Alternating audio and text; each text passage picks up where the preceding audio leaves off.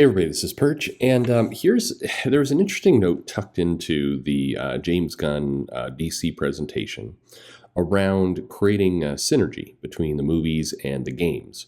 And in particular, what Gunn suggested was that the voice actors for the games would be the same as the actors in the movies. And I was reminded of Disney actually went down this path about, like 15 years ago, where they made comments that they wanted to align these, no longer have games where the voices were different. And it absolutely blew up on them. And it blew up on for a few reasons, many of which are just completely logistical and somewhat obvious if you think about it. The actors in the films have different pay rates and different expectations than voice actors in games. They have different schedules. Games often have a lot of rework, and you have to come back in and do new voiceovers, and just the cadence of how that stuff is necessary so the developers can keep moving is very different from movies, exceedingly different from movies. And it's not one of those things where if you're having to wait for the actor to come in, or the group of people to come in so they can interact with each other. Remember, a lot of games are using some level of motion cap and other things to really kind of connect the characters with the voice. To have to do that kind of assembly of getting everybody in one space, working around schedules, etc., and then add the added complexity of people who are working in another field, in this case movies. It's very difficult. It's not to say it can't be done, but it makes it far harder. And when all was said and done, I think Disney came to the conclusion that it wasn't even the gamers didn't particularly care.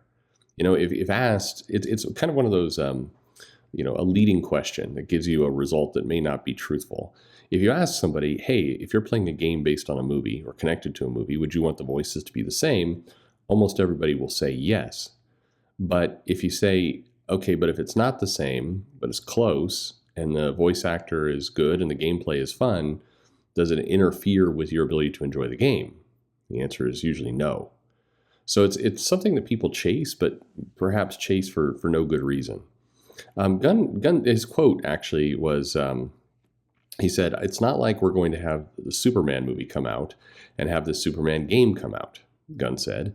"It's more like we'll have the Superman film come out, and then maybe 2 years later we have the Supergirl movie coming out. So what's the story in between there? Is there a crypto game that we can play that comes in between them? Something that's still set in the world with these characters but is its own thing. We want to give the prominence to games that they deserve."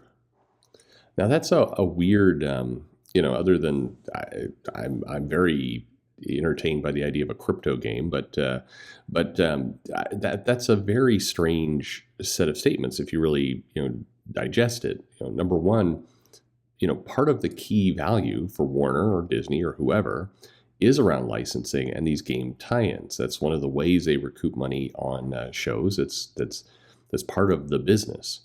So the first statement, it's not like we're going to have a Superman movie come out and have the Superman game come out. Are you sure about that? I mean, because the studio would probably like that. And granted, a lot of games based on movies that come out kind of day and date with the film suck. Don't get me wrong. A lot of them are terrible, but that's still a weird just goal to state, because it's kind of the opposite of what the business wants you to do, what the shareholders want you to do.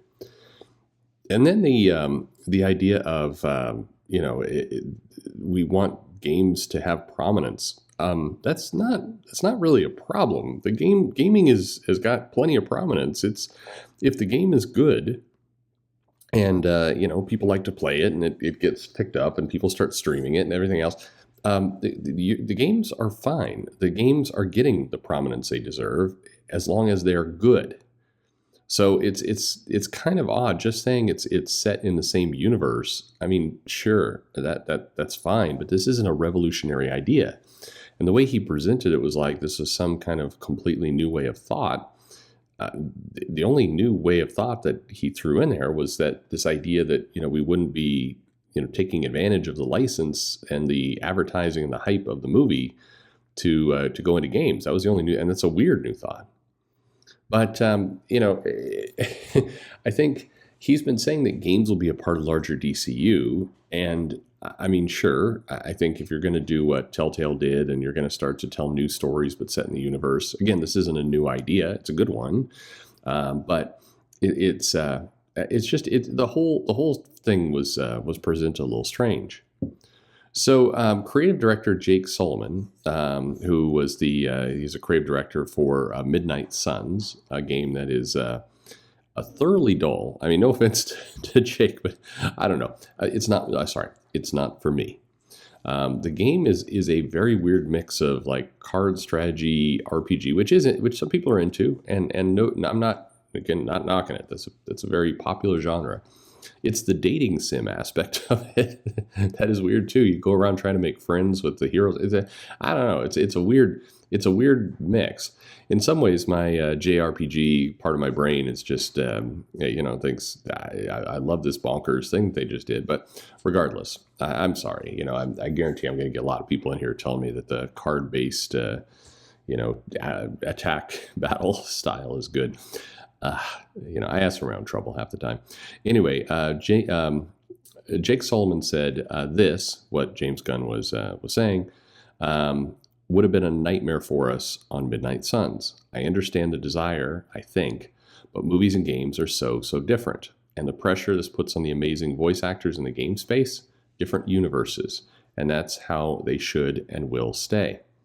So when he says different universes there, for what it's worth, he means that the game is the work style, having the games tie into an overall cinematic feel and narrative. That's different, and I don't know that anybody's arguing with that idea. It's more this idea that we want to tie the voice actors together in some of the other parts. Again, I think there's some really talented voice actors out there. Certainly, some games have been made great by ones that that have done a good job. But he is right. Jake Solomon is right. The production of a movie and the production of the game and the people that go along with it are just entirely different. And I think it's just naive to say, oh no, we're going to tie all this together.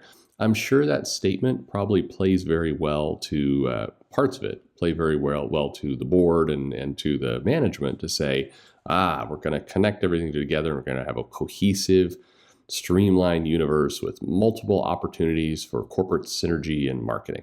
I mean, these things are great buzzwords. People love them. But this idea defies a lot of logic of just how businesses should operate. And again, all things equal, and sometimes games have had, the voice actor be the same as the movie, but in many cases, it's been more trouble than it's worth, like a lot more trouble than it's worth.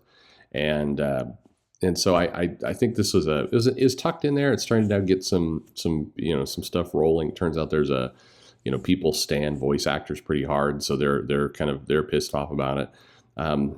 Practically, I don't see this idea. I mean, it's a nice thing to say in a corporate media event. I don't see this as likely at all of actually coming to pass.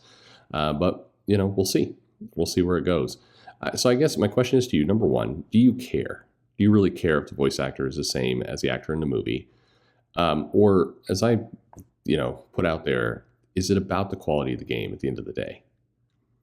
Games could be ruined by bad voice acting for sure, but it feels like we've moved past that by and large. Gaming is doing that fairly well at this point, at least in my book. So I don't know if that's any kind of big problem. And it really comes down to, is the game good?